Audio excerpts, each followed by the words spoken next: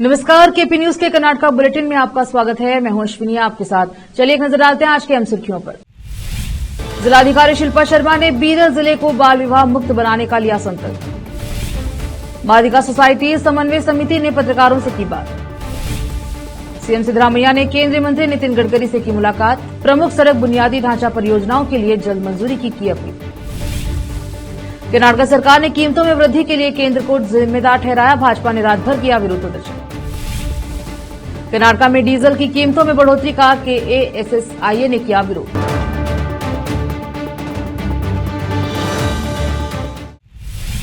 समाचारों का सिलसिला शुरू करते हुए देखते हैं समाचार विस्तार से। बीदर जिले को बाल विवाह मुक्त जिला बनाने का प्रयास करे। डीसी शिल्पा शर्मा ने कहा कि जनता को बाल विवाह की घातक प्रथा को समाप्त करने में सहयोग करना चाहिए तथा बच्चों को उनके बचपन का पूरा आनंद लेने देना चाहिए। बाल विवाह विकास को नुकसान पहुंचाने वाला मुद्दा है। बाल विवाह को रोकना हमारा कर्तव्य है। बाल विवाह कानून के तहत दंडनीय अपराध है। यदि आम जनता को पता चले कि जिले में बाल विवाह हो रहा है तो वे तुरंत child helpline number 1098, police helpline number 112, जिला बाल संरक्षण इकाई के फोन नंबर 08482234003 पर कॉल कर इसकी जानकारी दे सकते हैं। बाल विवाह अधिनियम के बारे में लोगों में जागरूकता की कमी के कारण बड़ी संख्या में बाल विवाह होते रहते हैं। बाल विवाह की इस घातक प्रथा को समाप्त करने के लिए एक अभियान शुरू करने की आवश्यकता है। अतः सभी सरकारी गैर सरकारी विद्यालयों में राष्ट्रगान के बाल विवाह के दुष्परिणामों व दंड के बारे में जानकारी देना तथा बच्चों को बाल विवाह न करने की शपथ दिलाना अनिवार्य किया जाना चाहिए।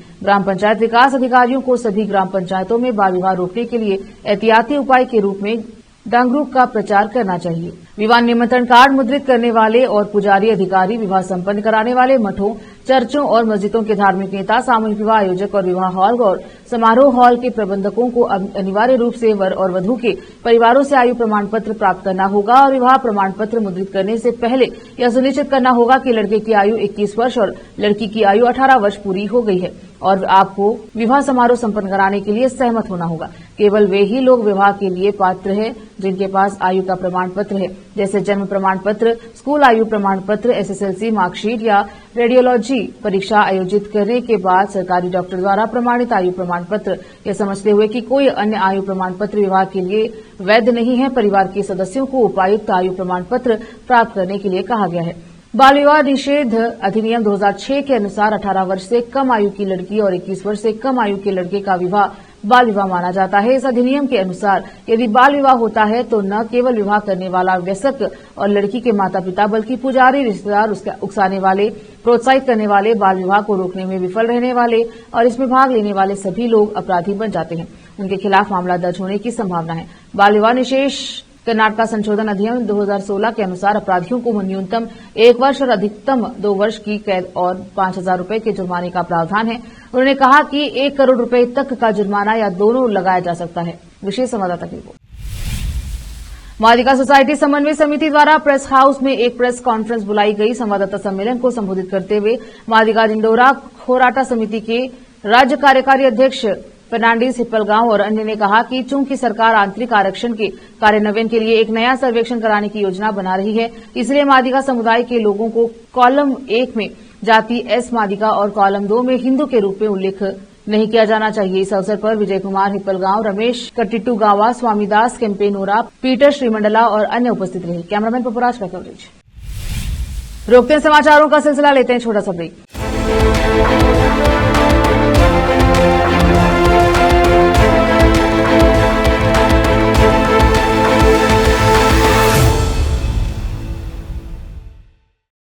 नूर एजुकेशन ट्रस्ट बीदर की ओर से चलाए जाने वाला Noor MEd and BEd college Bidar, recognised by NCTE Delhi and affiliated to Bidar University, Bidar. Admission are open for the academic year 2024-25. विशेषज्ञ और सक्षम शिक्षकों द्वारा शिक्षा प्राप्त करने के लिए नूर एमएड एंड बीएड कॉलेज में दाखिला लें और शांत वातावरण में शिक्षा प्राप्त करें। बीदर शहर में बेहतर शिक्षा का एकमात्र केंद्र Noor MEd and BEd college, Shahpur gate, Bidar.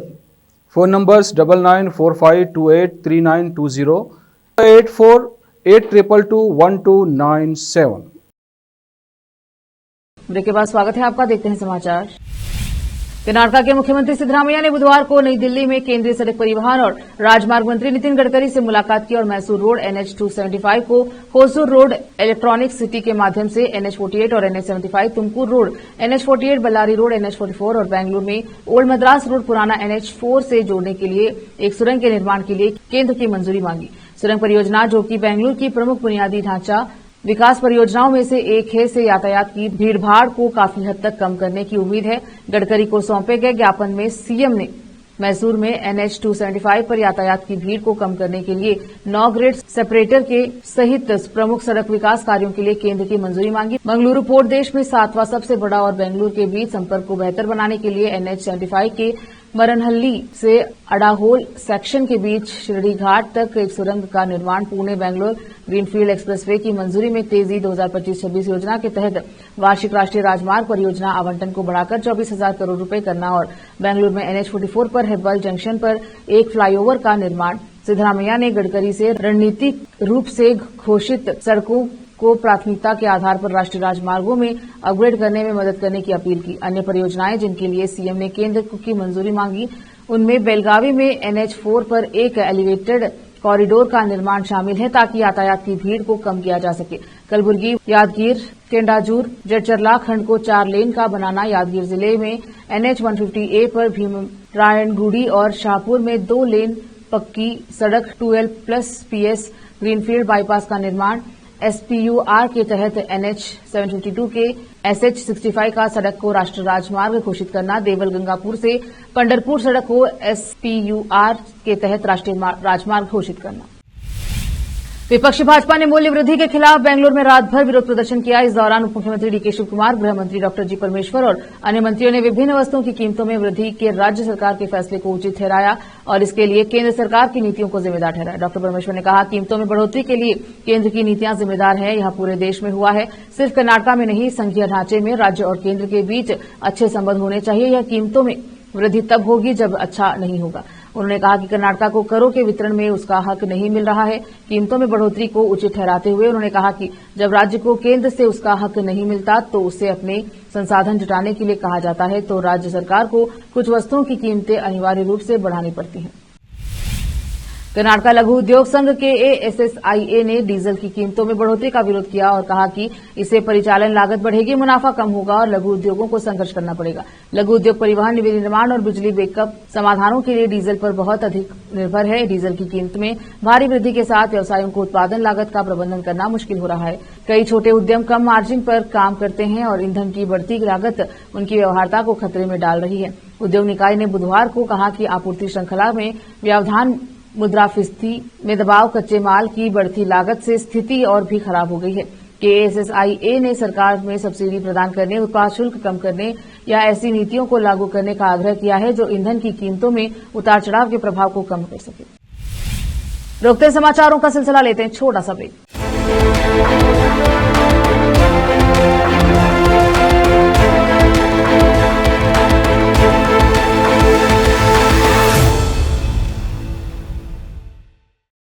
Noor education trust Bidar की ओर से चलाए जाने वाला Noor M.Ed and B.Ed college Bidar, recognised by NCTE Delhi and affiliated to Bidar University, Bidar.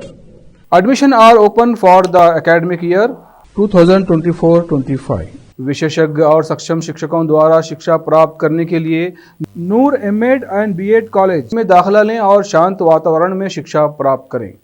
Bidar शहर में बेहतर शिक्षा का एकमात्र केंद्र Noor M.Ed and B.Ed college, Shahpur gate, Bidar. Phone numbers 9945283920, 8482221297। Break के बाद स्वागत है आपका, देखते हैं समाचार।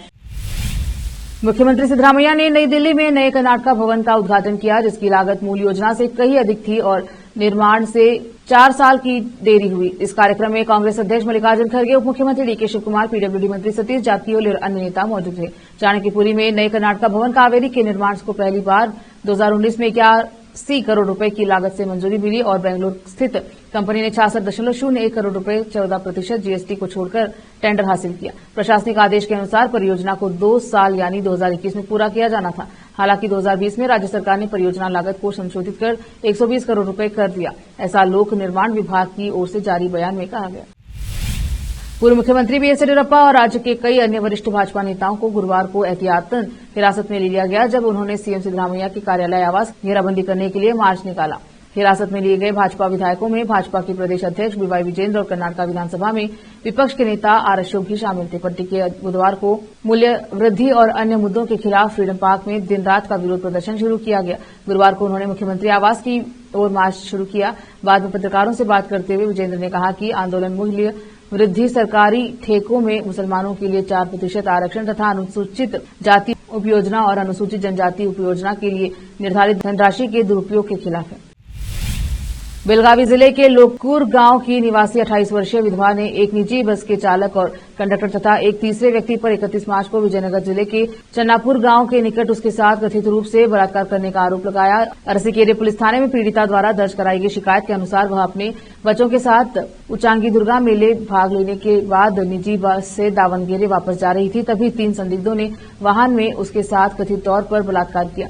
शुरुआत में पीड़िता ने तीनों व्यक्तियों के खिलाफ मारपीट और शीलभंग करने की शिकायत दर्ज कराई, लेकिन बाद में 1 अप्रैल को वह तीनों आरोपियों के खिलाफ यौन उत्पीड़न और SC/ST अत्याचार का मामला दर्ज कराने के लिए दोबारा पुलिस थाने पहुंची। प्रवर्तन निदेशालय ईडी ने वर्तमान और पूर्व सांसदों विधायकों के खिलाफ आपराधिक मामलों की सुनवाई के लिए एक विशेष अदालत के समक्ष दायर अपनी विरोध याचिका में कहा कि धन शोधन निवारण अधिनियम PMLA 2002 के तहत की गई जांच में मुख्यमंत्री सिद्धरामैया की पत्नी को भूखंडों के आवंटन में अनेक अवैधताएं उजागर हुई हैं, जिनमें मैसूर शहरी विकास प्राधिकरण मूडा में ऐसे व्यक्ति द्वारा अनुचित प्रभाव का प्रयोग करना भी शामिल है जो सिद्धरामैया का करीबी माना जाता है। सिद्धरामैया इस मामले में आरोपी नंबर 1 है। ईडी ने कहा है कि ये सबूत लोकायुक्त पुलिस के साथ साझा किए गए थे, लेकिन उनके द्वारा दायर रिपोर्ट में इस पर विचार नहीं किया गया। विरोध याचिका में अदालत ने मांग की है कि सिद्धरामैया और उनके परिवार के सदस्यों के खिलाफ लोकायुक्त पुलिस द्वारा दायर भी रिपोर्ट क्लोजर रिपोर्ट को स्वीकार न किया जाए, जो कि मूडा द्वारा उनकी पत्नी को 14 साइटों के आवंटन में कथित अनियमितताओं से संबंधित अपराध में है तथा न्याय के हित में जांच के लिए आवश्यक निर्देश जारी किए जाए। फिर से एक नजर आज के मुख्य समाचारों पर। जिलाधिकारी शिल्पा शर्मा ने बीदर जिले को बाल विवाह मुक्त बनाने का लिया संकल्प। मादिका सोसाइटी समन्वय समिति ने पत्रकारों से की बात। सीएम सिद्धरामैया ने केंद्रीय मंत्री नितिन गडकरी से की मुलाकात। प्रमुख सड़क बुनियादी ढांचा परियोजनाओं के लिए जल्द मंजूरी की अपील। कर्नाटक सरकार ने कीमतों में वृद्धि के लिए केंद्र को जिम्मेदार ठहराया, भाजपा ने रात भर किया विरोध प्रदर्शन। कर्नाटक में डीजल की कीमतों में बढ़ोतरी का KASSIA ने किया विरोध। केपी न्यूज के कर्नाटक बुलेटिन में अब तक के लिए इतना ही। देखते रहे केपी न्यूज 24/7। अधिक जानकारी के लिए KP News 24/7 को लाइक, शेयर एंड सब्सक्राइब जरूर करें। धन्यवाद।